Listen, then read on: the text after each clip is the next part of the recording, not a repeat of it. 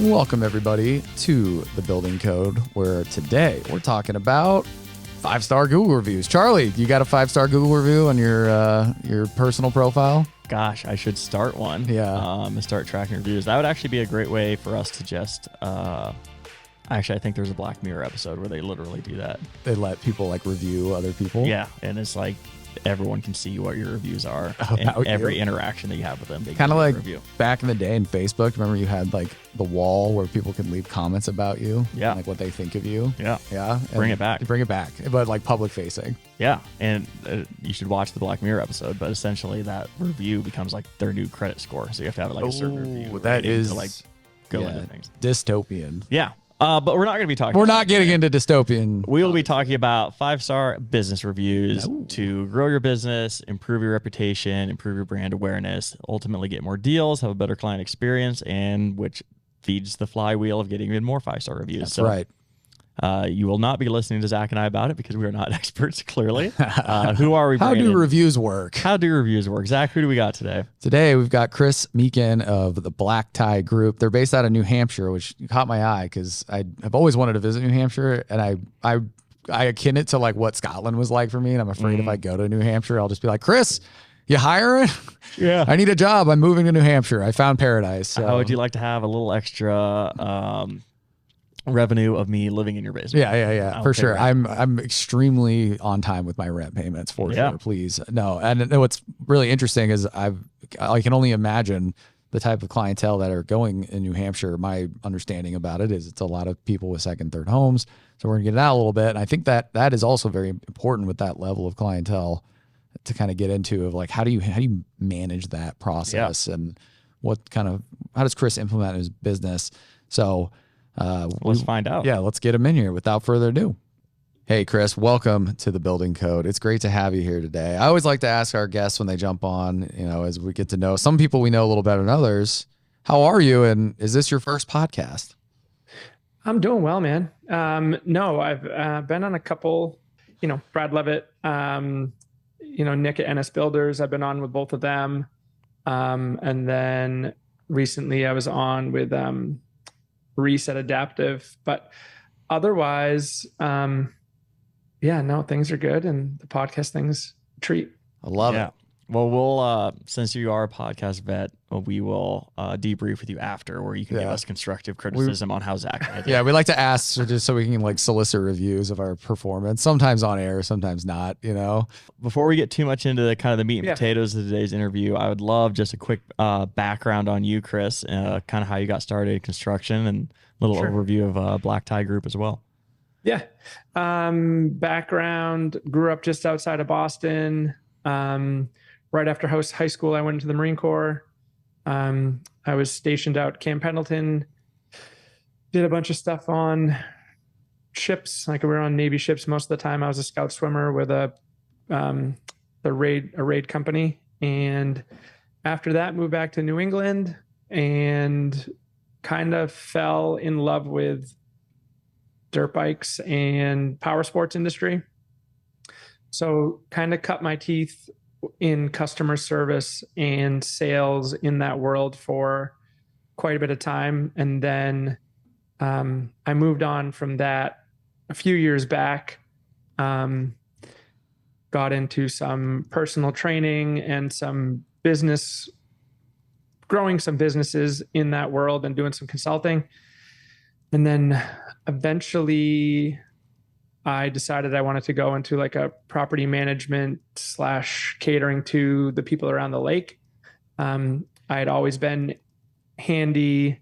My uncle's in construction / a builder. My dad's been in construction. But me being in construction wasn't until, 2017. And we've kind of just grown and developed relationships from there. I can swing a hammer and I can build things and I, can frame. It's just I'm better suited to run the company and do sales and network and whatever. Like, I don't know that all my guys appreciate that all the time, but it's interesting and it's a fun industry and I love doing it. So, yeah. It's kind of the background. I love it. One of the things that in your area, in your region, what is like your clientele look like? Who are you working with up in the New Hampshire? Are you getting a lot of people who are coming up for vacation purposes? Are they locals? Is it all over the place? Like, what's your experience look like from a customer market standpoint? I would say we are primarily second and third home user clients. Mm-hmm. We do some work for locals, but they're not usually true locals. They may have like transplanted but because we're on a big body of water, we try to cater to lakefront, and kind of that higher end clientele. As you guys know, in the industry, when you start to cater to those people and offer different things like Buildertrend and, project management and kind of the hand-holding white glove service, it can, dictate a little bit of a higher value. And not everybody wants the project management software or that level of service. Mm-hmm. So it just kind of lends itself better to that clientele. Yeah, absolutely. And so, Zach, if you ever want to move to New Hampshire, it sounds like you have a builder lakefront already signed up. Yeah, ready to roll. Yeah, not trying to get you out of Omaha, but it seems like you have an easy. What are you trying to say, here. Charley? No, that's awesome. And what we brought you on to talk about today was how to get more 5-star reviews. We noticed you kind of showcasing some of your client reviews directly on your website. And obviously construction specifically on the lead gen and sales side of things is so reputation based. So having that kind of transparent, review and communication style is extremely beneficial. But we just wanted to talk through from your vantage point, why, reviews and the client experience and that level of transparency is so important for construction companies in general.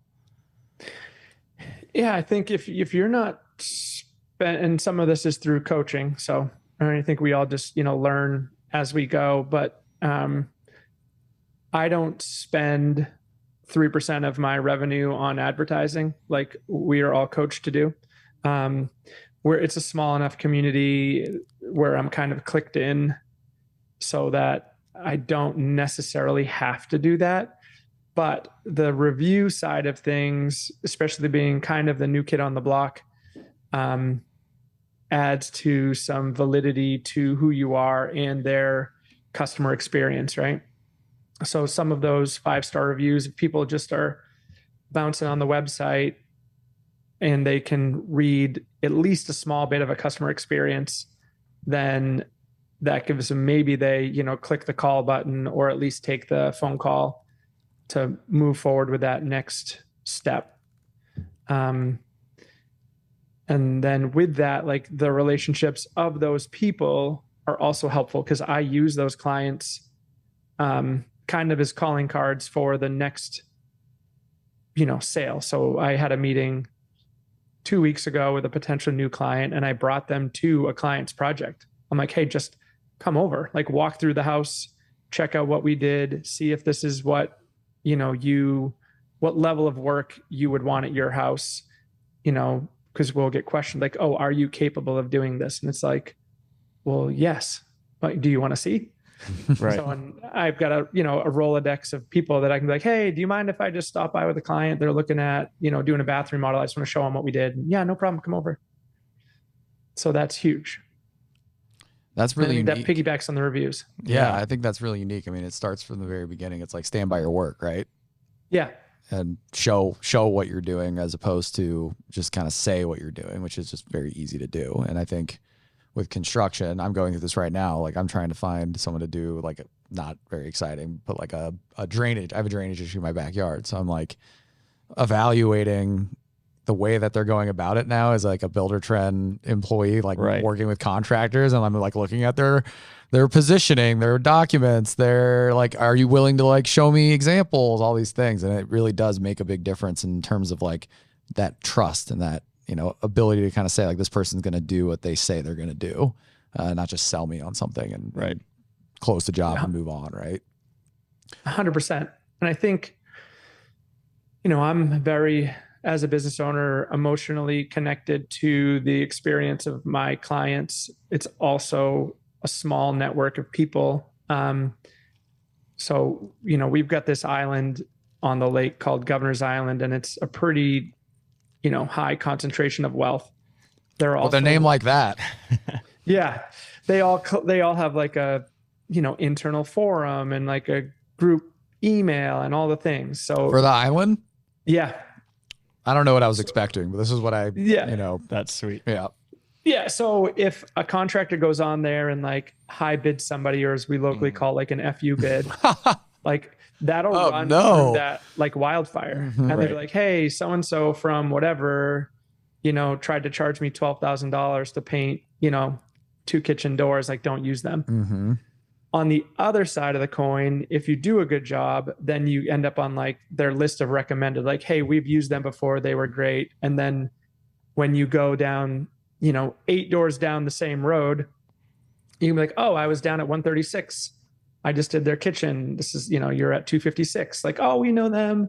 Right. Oh, yeah, they called us. We love you. Like, it's all relationship and reputation. And if you mess that up, like, you're done. Like, you just won't ever work on that island again. So there's, for people trying to grow and do certain things, like sometimes we just, without being crass, like you just eat shit. Like, if you lose, is it worth a $10,000 something to just delete any work in the future? It's like, no, we'll just save face, say, yeah, no problem. We'll take care of it, absorb the cost, and then like do better next time, learn from that. But you're not going to burn that bridge at the expense of a few $1 million worth of work in the future, Right. And going back to the point you had earlier around, we don't invest heavily in marketing spend. Like, that's just kind of your reasoning to do stuff like that, is you can think of it as marketing spend, but not marketing spend for one deal. Marketing spend for multiple deals in the rest of your business is ensuring that one client has a great experience, because that's going to lead to, the one that you do, have a massive revenue gain on. So I think that mindset is really impactful, that not a whole lot of people think about that way. Yeah. And sometimes, we did a small project for, and this is like where it gets personal. Like, my son's like English teacher and like another teacher at his school wanted a small addition. And it's like, I had to have the conversation with myself, like, hey, do you want to put yourself in a situation where, like, if this goes sideways, it impacts, how the kids are at school or that network of people. And it's like, man, we need to be on our best. Not that we don't want to be all the time, but it's like, yeah, this has a real big effect if we jack this one up. But their front entry based on the project scope was supposed to be pressure treated. And I'm like, this whole project is gorgeous. And I'm like, I don't want to take pictures of a pressure treated front deck and entry. So I'm like, we're doing, AZAC vintage mahogany. I'm going to eat all the costs. I'll just, anything over the cost of the PT, I'm going to eat. And we're going to do cable rails. We're going to do it to the nines, just like we would any other job. And for our portfolio, like, we can take a picture of the front of that house and it's in our brand.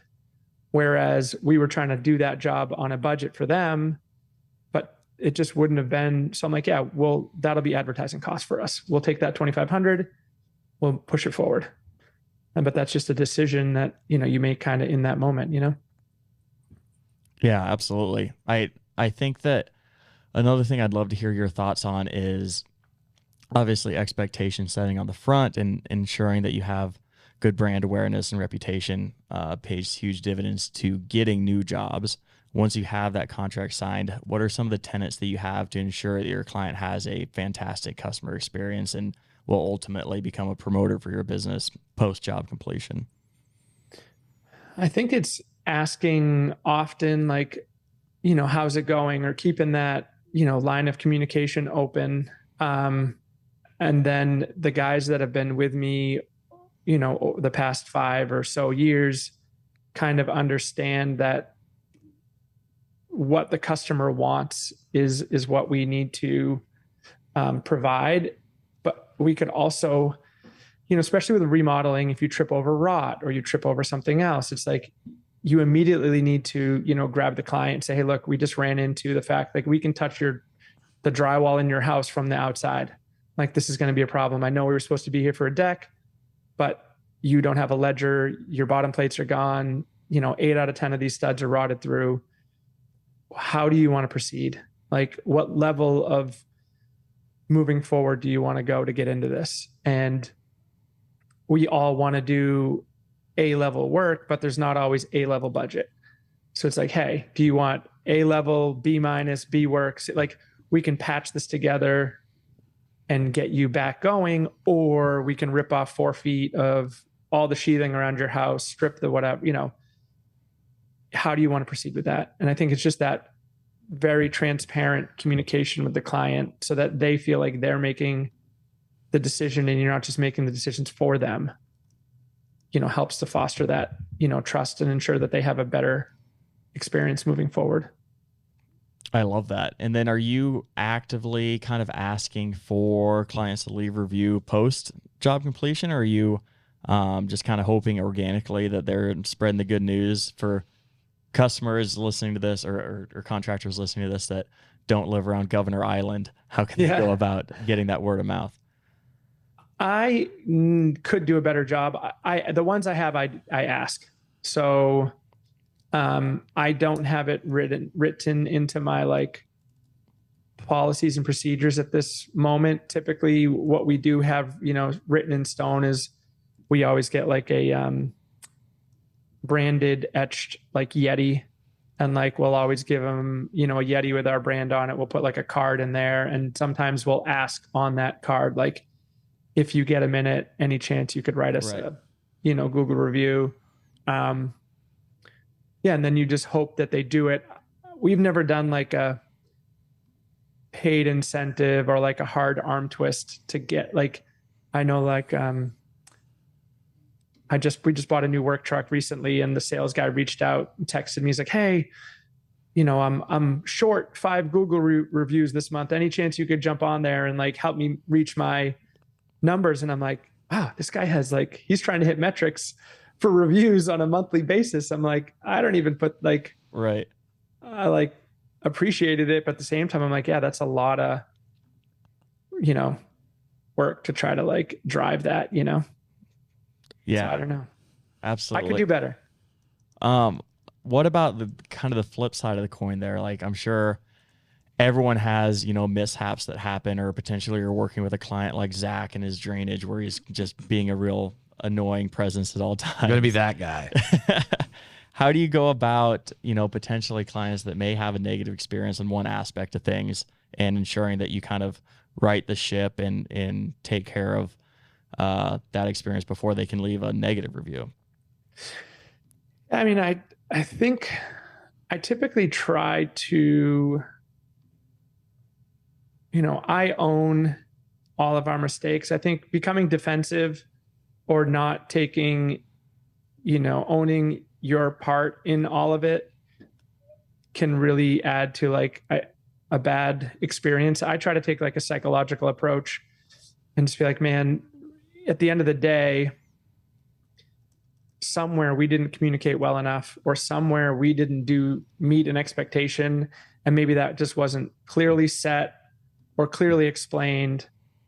But I feel like that falls on us almost regardless. Now, if a client becomes real difficult and you haven't figured out how to manage them properly, then yeah, I guess you could just have a complete falling out and they'd just be absolutely angry.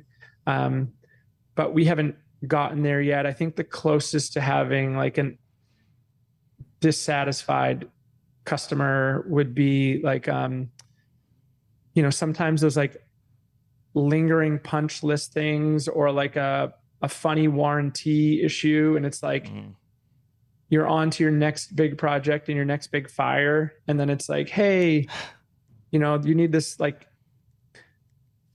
door adjusted or a vent thing. And it's I got to pull a guy off to send him over there. And life just gets busy. And then the client reaches out, hey, did you forget about me? Like, I need you to do this adjustment. Like, no, we're going to get over there.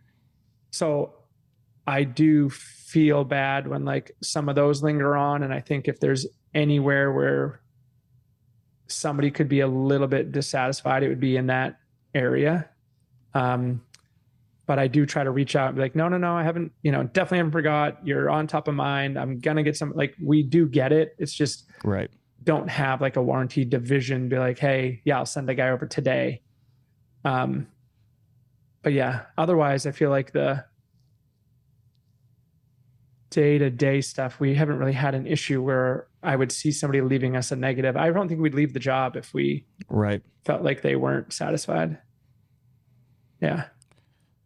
What has been kind of your perception, around the business impact of positive reviews? Do you see, since you aren't, putting money towards marketing spend, but you are taking organic approach, which I think in your line of work it's really effective, right? Like it's just something that people go to their friends for a referral of like, hey, do you have anybody? It's just really natural.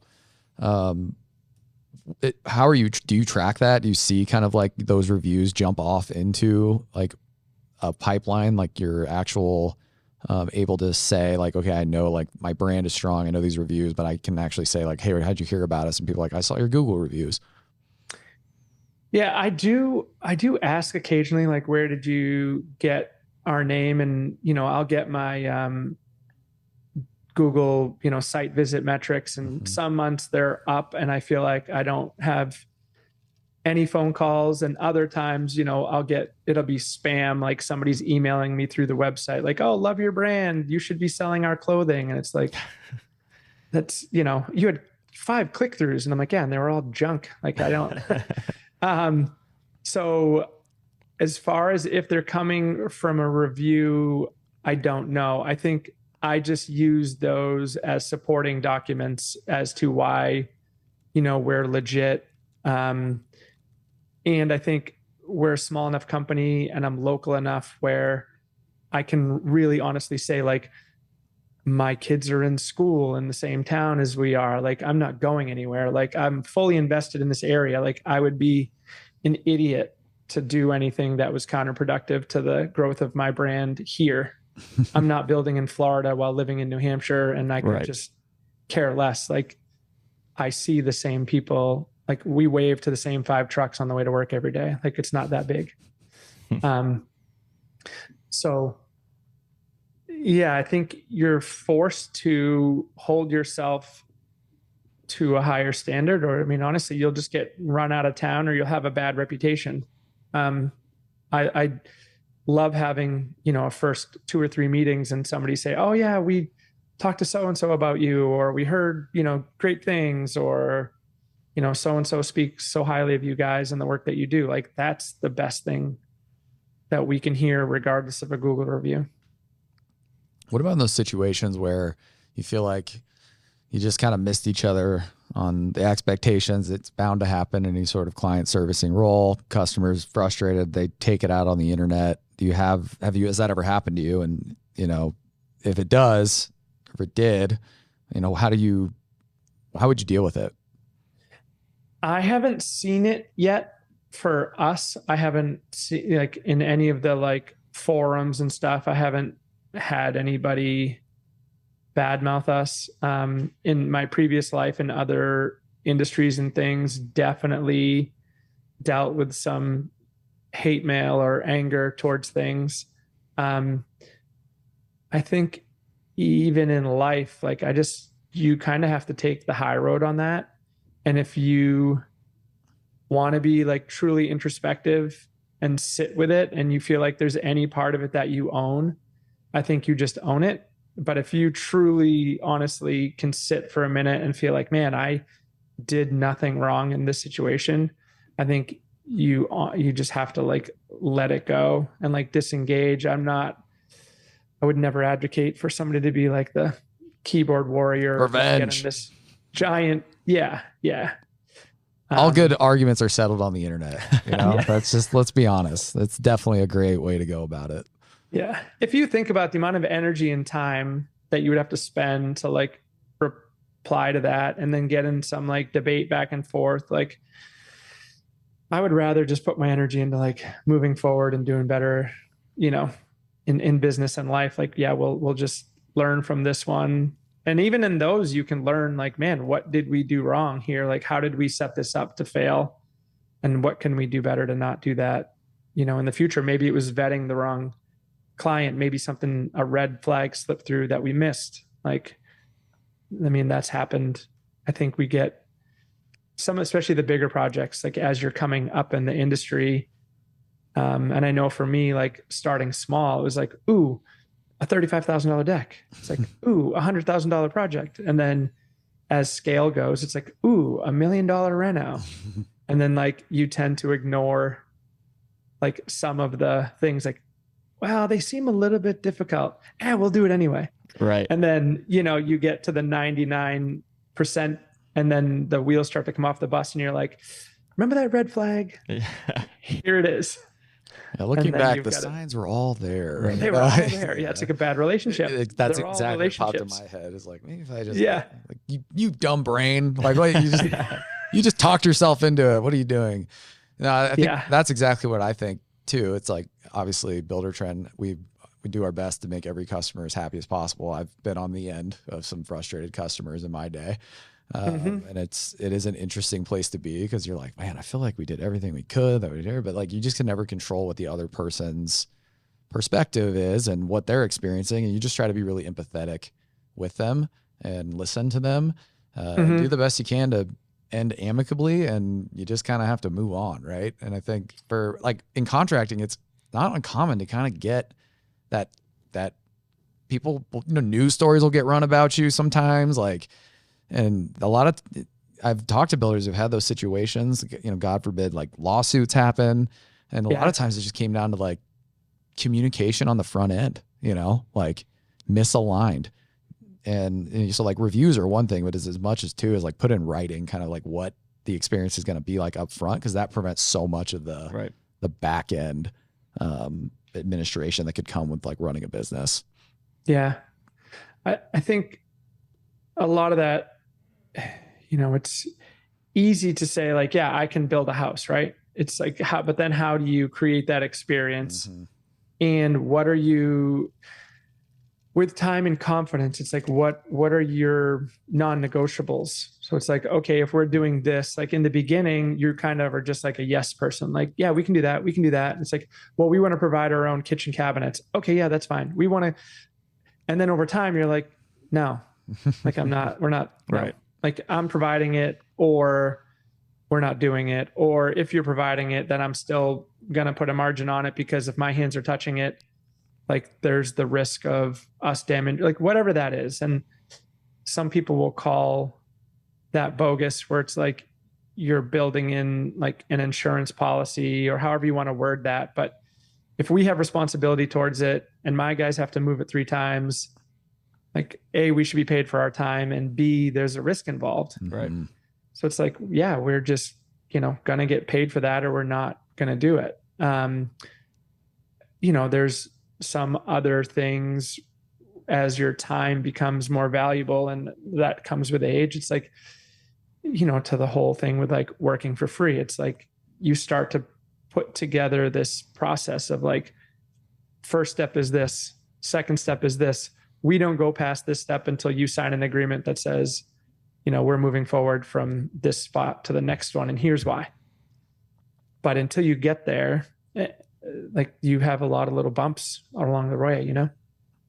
Yeah, absolutely. Chris, really appreciate the time today. Super insightful commentary from you that I've personally found beneficial. So I'm sure everyone listening has as well too. Maybe last question for you before we wrap things up is on the flip side of the review kind of commentary that you provided, obviously great for advertising and customer experience. How do you use that internally maybe to ensure that you're constantly improving the client experience and services that you're providing and kind of listening to that feedback and continuing to iterate to be what you clearly are right now, which is best in class? Yeah, my team, we talk often and like without, you know, using social media as a thing, it's like whatever our litmus test is, or what do you want to share with the world? Or, you know, So like on the simple side of it to my guys, I'm like, if you wouldn't take a picture of what you're doing and post it on Instagram with your name on it, and like, I'm so happy with this work, then like, I don't want you to do it. Mm-hmm. Like if it's not picture worthy, then just fix it to an extent. Like it's construction. So, I mean, that's a high level, easy thing to say. We also know there's nuance in there. But we just want to do A-level work. Mm-hmm. And like the guys know what that is. And are there moments where that may not be possible based on scope and budget? Yes. And I think that's the biggest thing that we bump up against is if the project is on a tight budget, and we will do it occasionally depending on like what's going on. My guys are just like, hey, we should be doing it this way. And I'm like, yes, but it's not in the budget. Like, do I want to pull out all the stops on this? Should we be doing this? Would this look better? 100%. We can't on this one. And like that can sometimes like create conflict because they just want to do A-level. And it's like, so yeah, internally we want to be proud of what we're doing and continue to provide, high level quality, construction. Love it. Well, let's leave it there, Chris. It was a pleasure having you on. You too, guys. I'm as a customer success professional, I love talking about the ways we can use our information to make the best customer experience possible and all the variables that go with it. So for our listeners out there, maybe it's something that, you don't always think about, but it is one of those things that is really quite easy to start doing and get, some information and encourage those to take Chris's words and just kind of start getting those 5-star reviews. You never know what's going to happen from it. For sure. Yeah. It could make or break your next deal. That's right. Thanks, Chris. Thank you, Chris. You're welcome, guys. Just had Chris, Black Tie Group, Charley here talking a little bit about customer reviews, customer experience strategy, all the things that I get all fired up about. You just cannot stop with a good monologue when it comes to fantastic customer experience. What'd you learn? I learned a lot. I think the thing that stood out to me the most was his mindset, and he didn't necessarily say it directly, but kind of you're going to imply lose the battle, win the war. Oftentimes, I love that. The two kind of examples he gave is, potentially eating some of your top line revenue and making sure that the product that you are putting in place is something that stands up to your standards and is something that you can showcase and use as advertising to get the next job. The other example he gave was when it comes to differences and, client experience, taking the high road and ensuring that, hey, maybe I put the hand up here, even though I don't feel it's my fault, because I know that's going to have a better client experience. And again, they're going to give me a 5-star review in the end, and I'll get the next project because of this small, difference that I took the high road on. So I thought his mindset there was really, really inspiring. I know a lot of us like to fight the little things and always be right. So I think, that was a good mindset check for me as I go back to my day-to-day here. You're talking about me? No, I'm talking about myself personally. So I think that, talking to Chris, I've said this in like every outro ever, but like everything that they talk about is so applicable to any industry outside of just construction. And Chris is kind of world-class in what he does. So it was great to learn from him, and I'd love to have him back on again. Yeah. And I think when you kind of look at it, the next 5-star review comes from the next good customer. To find a good customer, you need to have conditions of like what your do's and don'ts are. You mentioned that specifically. And I really think that's very poignant. It's a hard lesson to learn, something that most businesses don't have the privilege to turn away work because I feel like it's their only chance to get fish on the line. And he was really hitting at that maturation process of when you're in your early days. A lot of our customers are like, 1, 2, 3-year companies. It seems like, that you're just trying to get to tomorrow. And so those customer qualifications that lead to good or bad reviews, depending on those, really make a difference. And if you can find ways to put in qualifications or qualifiers of like who you're going to work with, that probably will find customers who are very like-minded, who understand what you're trying to do, what you're about, how you work, all those things. And that will go a long way to getting more of those reviews over time, rather than just like rolling the dice and kind of seeing what you get. Like a 3-star review to me is like, you hit some highs, you hit some lows. Try to find more highs. You do that by finding good customers that will, want to give the free press because they just you were more aligned. Yep. Absolutely. I couldn't have said it better myself, Zach. That's why you didn't. That's why I didn't. Yeah. I just let you. Awesome stuff. Well, Chris, thank you so much for coming on the Building Code. Listeners, thank you so much for being Building Code subscribers. We love you. And if you want to leave us a 5-star review on Google. Great segues. Yeah. Oh, we're getting just, in our prime. We talked about it, like how it's kind of hard to ask. Yeah. And you really want people. Well, guess what? That's right. We're asking. And here we are being shills saying, please leave us a review on all platforms where podcasts available. I see a few on there. 5 stars on Spotify, thumbs up on YouTube. Some of them aren't even our mom now. Yeah, we got some other ones. Yeah, that's fantastic. Thank you so much, everybody. We'll catch you next time. I'm Zach Ratovich. And I'm Charley Burtwhistle. Thanks for watching the video. Remember to subscribe to the YouTube channel for exclusive content brought to you by Buildertrend.